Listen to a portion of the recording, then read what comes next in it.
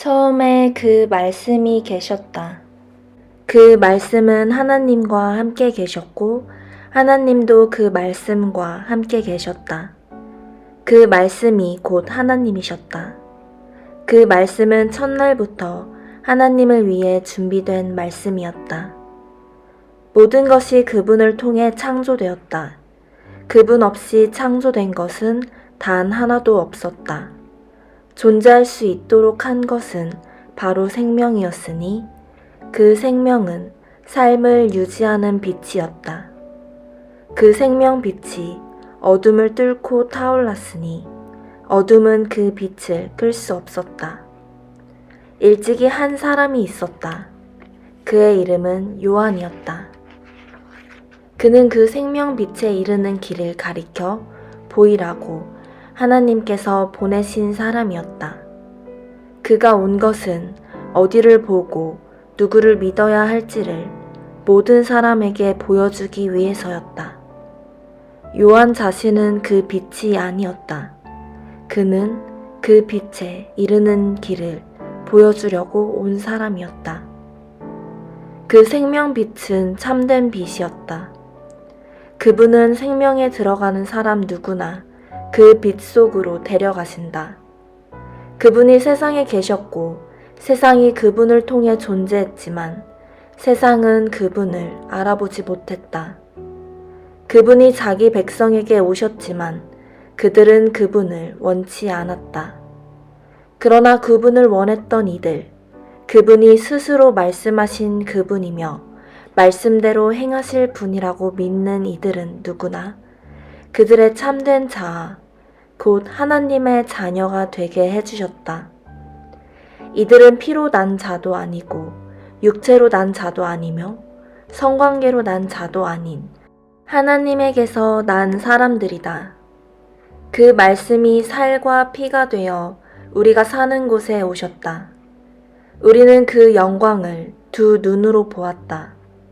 단 하나뿐인 그 영광은 아버지 같고 아들 같아서 안팎으로 두루 충만하고 처음부터 끝까지 참된 영광이었다. 요한은 그분을 가리켜 외쳤다. 이분이 바로 그분이시다. 내가 전에 내 뒤에 오시지만 사실은 나보다 앞서 계신 분이라고 말한 것은 바로 이분을 두고 한 말이다. 그분은 언제나 나보다 먼저 계신 분, 늘 먼저 말씀하신 분이기 때문이다. 우리 모두는 그분의 충만한 은혜, 끊임없이 베푸시는 선물에 의지해 살아간다. 우리가 기본적인 것은 모세에게서 받았지만 이 풍성한 주고받음, 이 끝없는 알과 깨달음, 이 모든 것은 메시아 예수를 통해 받았다.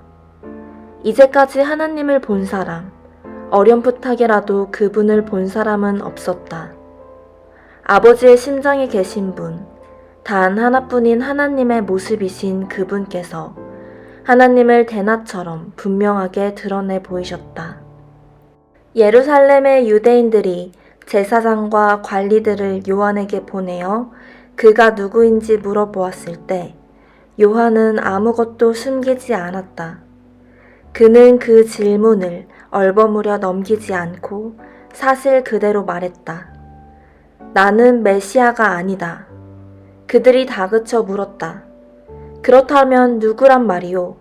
엘리야요? 아니다. 예언자요? 아니다. 그들은 화를 내며 말했다. 그렇다면 누구란 말이요? 우리를 보낸 이들에게 전해줄 답변이 필요하오. 무엇이라도 좋으니 당신 자신에 대해 좀 알려주시오. 나는 하나님을 위해 길을 곧게 하라고 광야에서 외치는 소리다. 나는 예언자 이사야가 선포한 일을 행하는 것이다. 요한에게 질문한 사람들은 바리새인들이 보낸 이들이었다. 이제 그들은 자신들이 궁금해하던 질문을 던졌다. 당신이 메시아도 아니고 엘리야도 아니고 예언자도 아니라면 세례는 왜 주는 겁니까? 요한이 대답했다. 나는 물로 세례를 줄 뿐이다. 그러나 너희 가운데 너희가 알아보지 못하는 한 분이 서 계신다. 그분은 내 뒤에 오시지만 내 다음 가는 분이 아니시다. 나는 그분의 겉옷을 들고 있을 자격조차 없는 사람이다. 이것은 요한이 세례를 주던 요단강 건너편 베다니에서 나눈 대화였다. 이튿날 요한은 예수께서 자기에게 오시는 것을 보고 큰 소리로 말했다. 이분이 하나님의 유월절 어린 양이시다. 세상 죄를 용서하시는 분이다. 내가 전에 내 뒤에 오시지만 사실은 나보다 앞서 계신 분이라고 말한 이가 바로 이분이다. 나는 이분이 누구신지 전혀 알지 못했다. 내가 아는 것은 이분이 하나님을 계시하는 분이심을 알아보도록 이스라엘을 준비시키는 것이 내 임무라는 것뿐이었다. 그래서 내가 여기에 와서 물로 세례를 주는 것이다. 너희를 말끔히 씻기고 너희 삶에서 죄를 씻어내어 너희로 하여금 하나님과 함께 새 출발을 하게 하려는 것이다. 요한은 자신의 증언을 이 말로 매듭지었다. 나는 성령께서 비둘기처럼 하늘에서 내려와 이분 안에 편히 머무시는 것을 보았다. 다시 말하지만 내가 이분에 대해 아는 것은 물로 세례를 주라고 내게 권한을 주신 분께서 너는 성령이 내려와 한 분 위에 머무는 것을 보게 될 텐데 바로 그가 성령으로 세례를 줄 것이다 라고 말씀하신 것뿐이었다. 나는 정확하게 그 일이 일어나는 것을 보았고 그래서 너희에게 말하는 것이다. 이분이 하나님의 아들이신 것에는 조금도 의심의 여지가 없다. 이튿날 요한이 두 제자와 함께 자기 일터에 있다가 예수께서 근처를 지나가시는 것을 보고 말했다. 하나님의 유월절 어린 양이시다. 두 제자는 요한의 말씀을 듣고 예수를 따라갔다. 예수께서 고개를 돌려 그들을 보시고 말씀하셨다. 무엇을 찾느냐? 그들이 말했다. 랍비님, 어디에 묵고 계십니까? 예수께서 대답하셨다. 와서 직접 보아라. 그들은 가서 예수께서 지내시는 곳을 보았고 그 날을 그분과 함께 지냈다. 늦은 오후에 일어난 일이었다. 요한의 증언을 듣고 예수를 따라간 두 사람 중 하나는 시몬 베드로의 동생 안드레였다. 그가 예수께서 지내시는 곳을 확인하고 나서 맨 먼저 한 일은 자기 형 시몬을 찾아가 우리가 메시아를 만났다고 알린 것이다. 그는 즉시 시몬을 예수께로 인도했다. 예수께서 시몬을 쳐다보시고 말씀하셨다. 너는 요한의 아들 시몬이 아니냐? 이제부터 내 이름은 게바다. 이튿날 예수께서 갈릴리에 가기로 하셨다. 예수께서 갈릴리에 도착해 빌립과 마주치셨다. 예수께서 말씀하셨다. 가자, 나를 따라오너라. 빌립이 가서 나다나엘을 만나 이렇게 말했다. 모세가 율법에 기록하고 예언자들이 전해준 그 분을 우리가 만났습니다. 그분은 요셉의 아들 예수라는 분인데 나사렛에서 오셨어요. 나다나엘이 말했다. 나사렛이라고요? 설마 농담이겠죠? 그러나 빌립은 이렇게 말했다. 와서 직접 보세요. 예수께서 나다나엘이 오는 것을 보시고 말씀하셨다. 저 사람은 참된 이스라엘 사람이다. 그에게는 거짓된 구석이 하나도 없다. 나다나엘이 말했다. 어떻게 그런 생각을 하셨습니까? 저를 모르시지 않습니까? 예수께서 대답하셨다. 빌립이 너를 이곳으로 부르기 오래전에 내가 무화과나무 아래에 있는 것을 보았다. 나다나엘이 큰 소리로 말했다. 랍비님, 선생님은 하나님의 아들이시며 이스라엘의 왕이십니다. 예수께서 말씀하셨다. 내가 무화과 나무 아래에 앉아있는 것을 내가 보았다고 해서 믿는 것이냐? 그것은 아무것도 아니다. 이 일이 끝나기 전에 너희는 하늘이 열리고 하나님의 천사들이 인자 위에 오르내리는 것을 보게 될 것이다. 사흘 후에 갈릴리 가나 마을에서 결혼식이 있었다. 예수의 어머니가 그곳에 있었고 예수와 제자들도 거기에 손님으로 있었다. 결혼 잔치에 포도주가 떨어져 가자 예수의 어머니가 예수께 말했다. 포도주가 거의 바닥났구나. 예수께서 말씀하셨다. 어머니, 그것이 어머니와 내가 관여할 일입니까? 지금은 나의 때가 아닙니다. 재촉하지 마십시오. 예수의 어머니가 지체 없이 종들에게 말했다. 그가 시키는 대로 무엇이든 하여라. 거기에는 유대인들이 정결 예식에 쓰는 물 항아리가 6개 놓여 있었다. 항아리는 각각 75에서 110리터 정도가 들어가는 크기였다. 예수께서 종들에게 지시하였다. 항아리에 물을 가득 채워라. 그러자 그들은 항아리가 넘치도록 물을 가득 채웠다. 예수께서 이제 주전자에 가득 담아 잔치를 맡은 자에게 가져다 주어라 하고 말씀하셨다. 종들은 그대로 했다. 잔치를 맡은 자가 물이 변하여 된 포도주 맛을 보고서 큰 소리로 신랑을 불러 말했다. 내가 알기로는 누구나 처음에 가장 맛 좋은 포도주를 내놓다가 손님들이 잔뜩 마신 뒤에는 싸구려를 내놓는데 그대는 지금까지 가장 좋은 포도주를 남겨두었구려.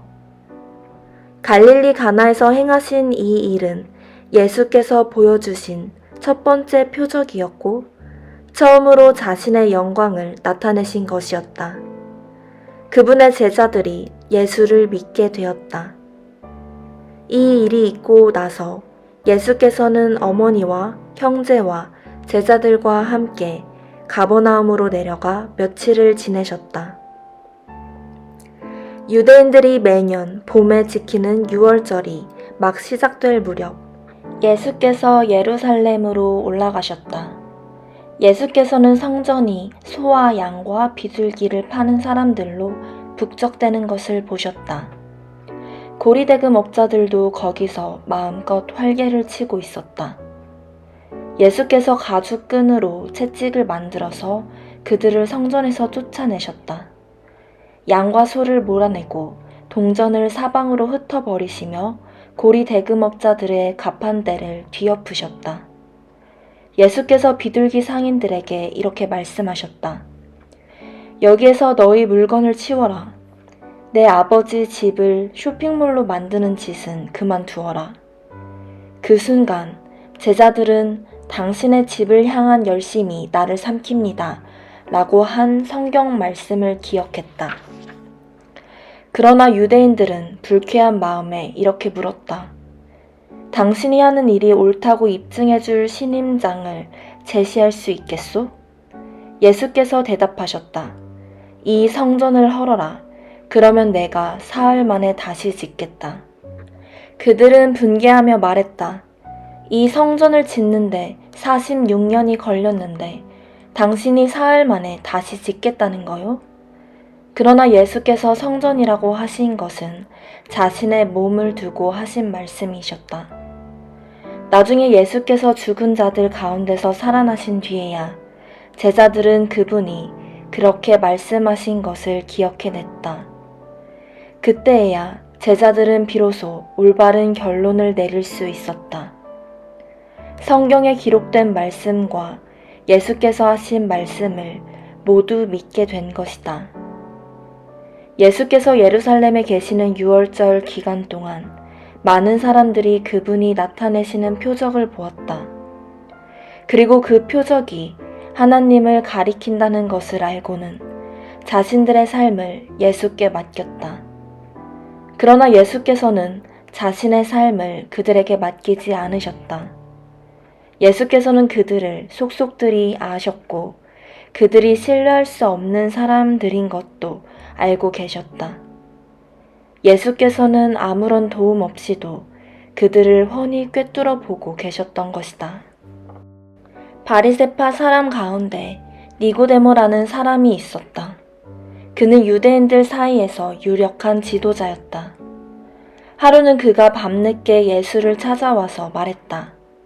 랍비님, 우리 모두는 선생님이 하나님께로부터 직접 오신 분이라는 것을 알고 있습니다. 하나님이 관여하지 않으시면 아무도 선생님이 하시는 일, 곧 하나님을 가리켜 보이고 하나님을 계시하는 일을 할 수 없습니다. 예수께서 말씀하셨다. 내 말이 정말 맞다. 내가 하는 말을 믿어라. 사람이 위로부터 태어나지 않으면 내가 가리키는 하나님 나라를 볼 수 없다. 니고데모가 말했다. 이미 태어나서 다 자란 사람이 어떻게 다시 태어날 수 있겠습니까? 어머니 배에 들어가서 다시 태어날 수 없습니다. 위로부터 태어난다고 하신 말씀이 도대체 무슨 뜻입니까? 예수께서 말씀하셨다. 너는 귀 기울여 듣지 않는구나. 다시 말해 주겠다. 사람은 누구나 근본적인 창조 과정을 거쳐야 한다. 태초에 수면 위를 운행하시던 성령을 통한 창조, 보이는 세계를 움직이는 보이지 않는 세계, 새로운 생명으로 들어가게 이끄는 세례. 이 과정들이 없으면 하나님 나라에 들어갈 수 없다. 아기를 예로 들어 설명하겠다.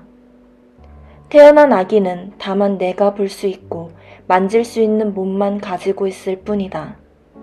그러나 그 몸 안에 형성되는 인격은 내가 절대 볼 수 없고 만질 수도 없는 것, 성령으로 빚어져 살아있는 영이 되는 것이다. 바로 이러한 과정을 말하는 것이다. 그러니 너는 위로부터 태어나야 한다는 말, 곧 이 세상의 가치로부터 떠나야 한다는 내 말에 놀라지 마라. 너는 바람이 부는 방향을 예측할 수 없다는 것을 잘 알 것이다. 너는 나무 사이를 스치는 바람의 소리는 듣지만 그 바람이 어디에서 와서 어디로 가는지는 모른다. 하나님의 바람, 곧 하나님의 영을 힘입어 위로부터 태어난 사람도 다 그와 같다. 니고데모가 물었다. 그 말이 무슨 뜻입니까? 어떻게 그런 일이 일어날 수 있습니까? 예수께서 대답하셨다. 너는 이스라엘의 존경받는 선생이면서 이런 기본적인 것도 모르느냐? 잘 들어라. 진리를 있는 그대로 일러주겠다. 나는 경험으로 아는 것만 말한다.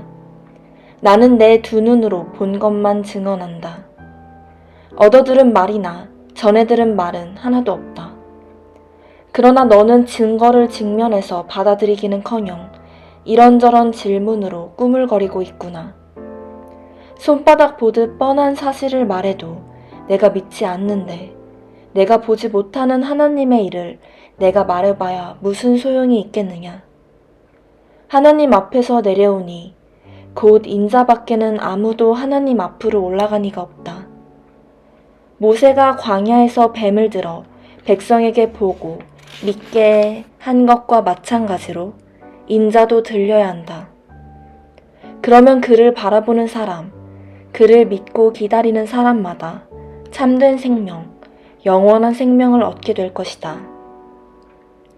하나님께서 이 세상을 얼마나 사랑하셨는지 그분은 하나뿐인 아들을 우리에게 주셨다.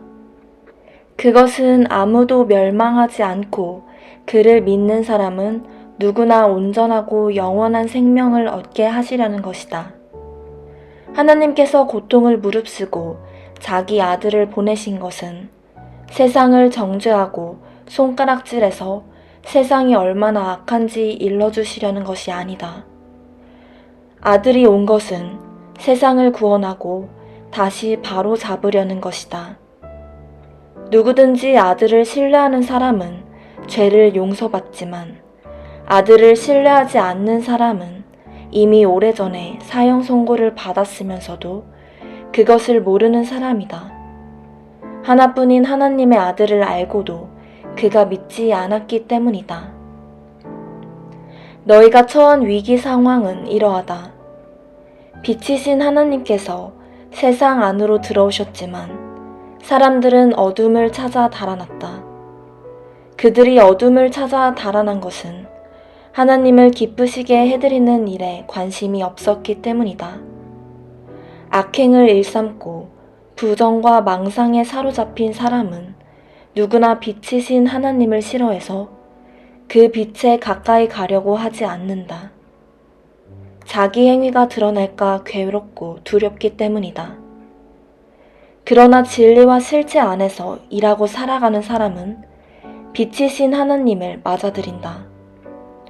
그것은 자기 행위가 하나님의 일을 위한 것이었음을 드러내려는 것이다. 이 대화를 마치고 예수께서 제자들과 함께 유대로 가셔서 그들과 함께 휴식을 취하셨다. 예수께서는 세례도 주셨다. 같은 때에 요한은 살렘 근처에 있는 에논에서 세례를 주고 있었는데 에논은 물이 풍부한 곳이었다. 이때는 아직 요한이 감옥에 갇히기 전이었다. 요한의 제자들이 세례의 본질을 두고 유대 지도자들과 논쟁을 벌였다. 제자들이 요한에게 가서 말했다. 랍비님, 요단강 건너편에서 선생님과 함께 있던 분을 아시지요? 선생님께서 증언하고 인정해 주신 분 말입니다. 그분이 이제는 우리와 경쟁하고 있습니다. 그분도 세례를 주고 있는데 사람들이 우리에게로 오지 않고 다 그분에게로 갑니다. 요한이 대답했다. 사람이 하늘의 도움 없이는 성공할 수 없다. 나는 메시아가 아니다. 나는 그분보다 앞서 보냄을 받아서 그분을 준비하는 사람에 불과하다. 내가 이것을 공개적으로 말할 때에 너희도 그 자리에 나와 함께 있었다. 신부를 얻는 이는 당연히 신랑이다. 그리고 들러리가 되어 신랑 곁에서 그가 하는 말을 모두 듣는 신랑의 친구는 참으로 행복하다. 내가 바로 그 사람이다. 이제 결혼식이 끝나고 행복한 결혼 생활이 시작될 것을 잘 아는 신랑의 친구가 어떻게 질투할 수 있겠느냐. 그래서 내 잔이 넘쳐 흐르는 것이다. 지금은 그분이 중앙 무대로 나오시고 나는 가장자리로 비켜나야 할 순간이다. 위로부터 오시는 그분이야말로 하나님께서 보내신 다른 어떤 심부름꾼보다 뛰어나신 분이다. 땅에서 난 자는 땅에 매여서 땅의 언어로 말하지만 하늘에서 나신 분은 우리와 차원이 다르다. 그분은 하늘에서 직접 보고 들은 것을 증거로 제시하신다. 하지만 아무도 그 같은 사실에 관심을 두지 않는다. 그러나 그 증거를 면밀히 살펴보면 사람은 하나님이 곧 진리라는 사실에 자기 목숨을 걸게 된다. 하나님께서 보내신 그분은 하나님의 말씀을 전한다. 하나님께서 성령을 조금씩 나누어 주신다고 생각하지 마라. 아버지는 아들을 한량없이 사랑하신다. 아버지는 아들에게 모든 것을 맡기셔서 아들로 하여금 그 선물을 아낌없이 나눠주게 하셨다. 그래서 아들을 받아들이고 신뢰하는 사람은 누구나 그 모든 것, 곧 온전하고 영원한 생명에 참여하게 된다. 어둠 속에 있어 아들을 신뢰하지 않고 외면하는 사람이 생명을 보지 못하는 것도 그 때문이다. 그가 하나님에 대해 경험하는 것이라고는 온통 어둠, 지독한 어둠뿐이다.